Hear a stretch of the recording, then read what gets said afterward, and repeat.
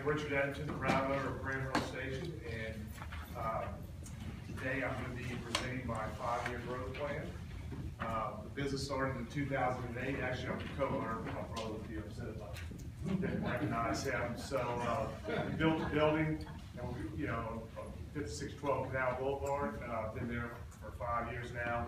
Business has steadily been growing, but definitely want to implement this growth plan. We have 3 key points of the growth plan, and one is, very important that we increase the inventory, both in the construction line as well as the party line. So that's key. And number 2, we're going to be adding a new service.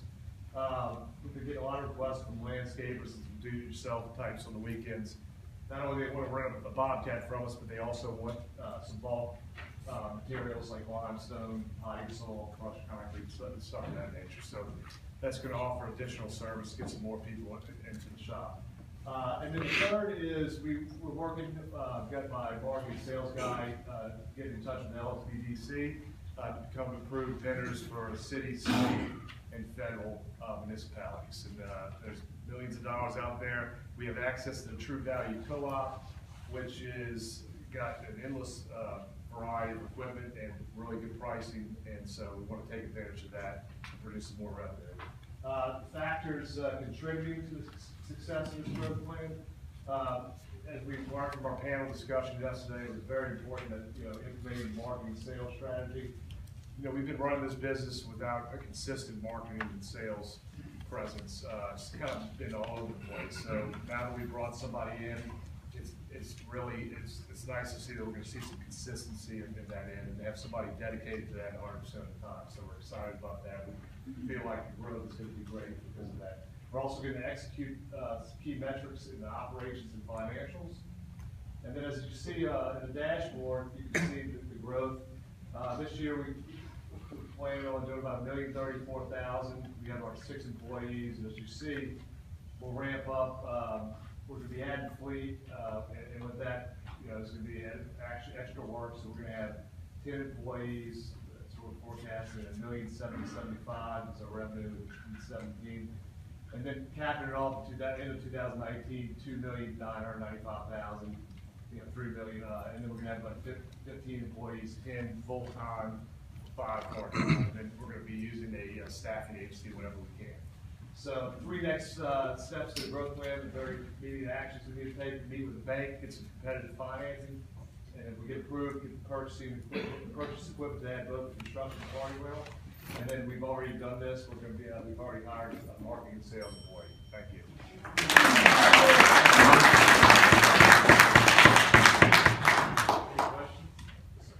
The idea with the soil. I mean, I'm a do-it-yourself type of person. Yes, sir. And I hate going to Home Depot and buying these 40-pound sacks. Right. And you're ripping them, and you got a pile of crap like that. Right. How you gonna? That's gonna take up a lot of your space. Right. And I assume you're gonna use those big commercial bags. Right. How many yards are in that, and how are you gonna accommodate for? Because you're gonna have to probably have a lot of that stuff. Well, actually, I've got a really close friend that runs the yard in LaFarge. And so that's going to be able to give us access pretty much every day of the week. We've got a spot in the yard that we actually just cut a couple of trees down and put some aggregates down, so we cleared a spot for that. And we were talking about the bag aggregates. I think is going to save us some room. So, and then be able to just get that once a week. So we haven't finalized the plans on that. Got a lot of details we need to work out, but. I think that'd be a great sale. Yeah, absolutely. How much is a bag load? That's another good question. We're working on the rate, so I'm going to give Mr. Castro a call and see maybe I can buy from you as well. Well, actually, they have somebody already that is doing that, and I could get that information. Yeah, let you know what's the selling price, and that'd be wonderful. give you some contacts. Yeah, we want to get that rolling next month. So. And we will. Anything else? What kind of capacity do y'all have for new equipment? Space. Actually, we've got enough room. I mean, and also have looked at other options at the storage. We just bought another shipping container to put all our new scaffolding in. Cleared out our maintenance shop to just declutter everything, and then, that free up a lot of space. But we have another side of the yard that's not even been utilized, yet, and then behind the building, so we've got enough space. But if we could grow out of that, we can go out and rent another, yard space or, a warehouse somewhere. How is it gonna affect how your brother and your relationship and toward the, I guess, the division of Blade or what you're gonna be doing? Yeah, no, it's one of the great things about this program is that, my brother and I have, our relationship has really improved. If anybody knows working with families is not easy. And especially starting a business, it's challenging. It's, you got a lot on the line. He's got 3 children to raise. We want to pay, our family helped us get this business started and try to pay the family back. So there's a lot of emotion involved. And the fact that we didn't have a clear strategy when we started, that was a big part of the disputes. So now that we're really on board, both of us, and we have a clear strategy, it's incredible how much it's improved our relationship. So.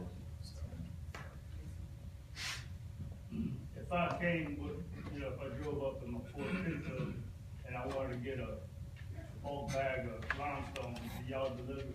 Yeah, we can deliver, absolutely. And, I haven't come up with the delivery rates for that. Yeah. It's gonna be less than pulling, bringing the Bobcat, please. So, we could probably put that bag, not bring it back to Pinto. It'd be surprised.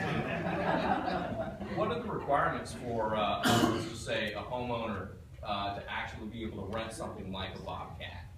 We need a license and credit card, and we make sure that before they leave the yard, they're fully educated on. Okay.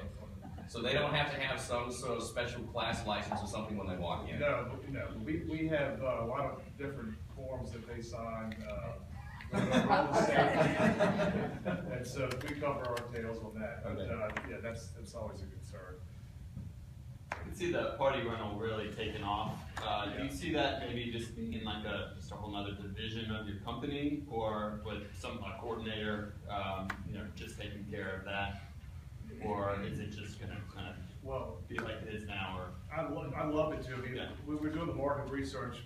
We did see the construction side was growing a lot more than the party for the next 5 years.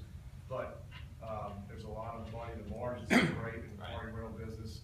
And, I would love to ramp that. I mean, we're gonna be ramping that up, and I'd like to take it to another level if we can. And it's all gonna be based on us being able to get the proper banking and competitive finance, which we haven't been able to do, for a lot of reasons. Just the way the business was set up when we first started, but we've definitely improved, and we think we'll be able to do that, so. Your salesperson, do you have like goals? We do. Monthly goals that they're gonna have to reach? Yeah, I've got metrics, laid out for them, number of sales calls per week, contacts, in person, over the phone, email, and, so we're gonna track that. Yeah, I'm excited to see that you hired, created a new position and hired. Sure. Did you do anything different onboarding this person than you've done with previous hires? I did. I was much more thorough in the hiring process. I mean, the questions I asked and just the documentation. So it was, the labor